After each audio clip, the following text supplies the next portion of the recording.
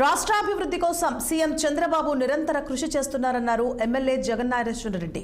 2048 నాటికి ఆంధ్ర రాష్ట్రం అద్భుతమైన పురోగతి సాధిస్తుందని ఆశాభావం వ్యక్తం చేశారు.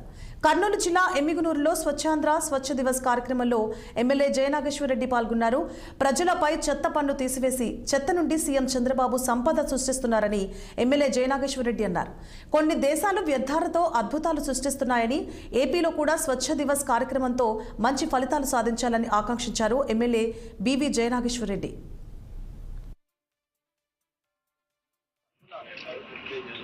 Reduce, reuse and recycle.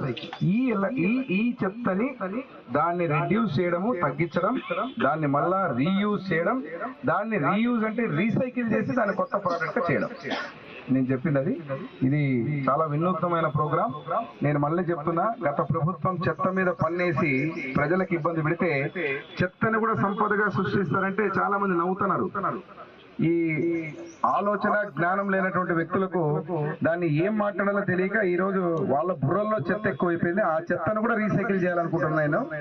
ఆ చెత్తను కూడా రీసైకిల్ చేయాలంటే ముఖ్యమంత్రి నారా చంద్రబాబు నాయుడు గారి ఆలోచనలు పాటించి ఖచ్చితంగా